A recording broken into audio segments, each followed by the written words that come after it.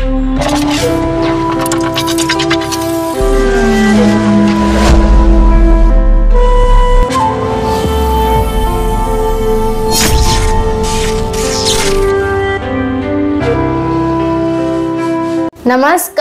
I am Shagatika and I welcome you to the Bread of Life. Let us look to the Holy Bible, 1 Chronicles chapter 19 verse 1 to chapter 20 verse 8. The main idea of the day is, he kept making the wrong choices. Now after this, Nahas the king of the Ammonites died, and his son reigned in his place. And David said, I will deal kindly with Hanan the son of Nahas, for his father dealt kindly with me.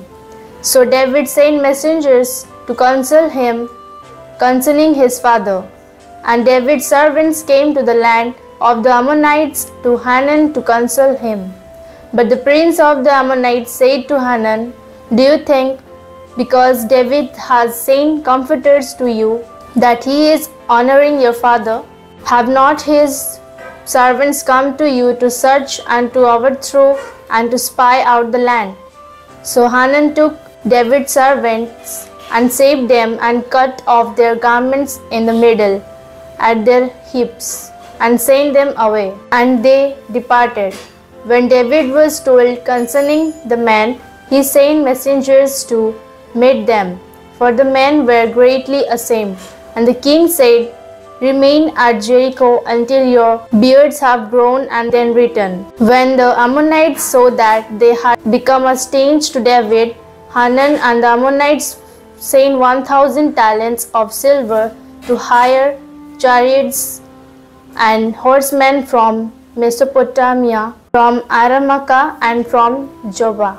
Let's understand the word of God.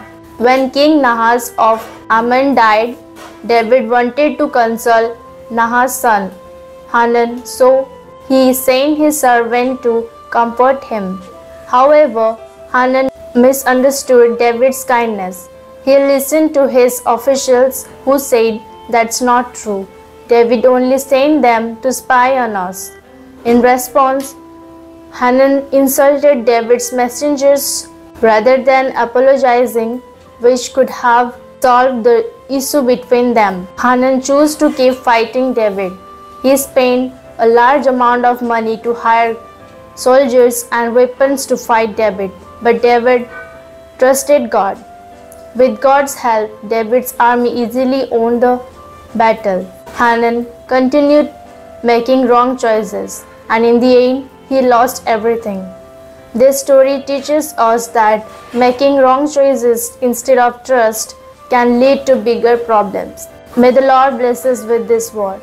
Let's pray and practice. Dear God, thank you for a beautiful word. Lord, please give us your grace to make the right choices.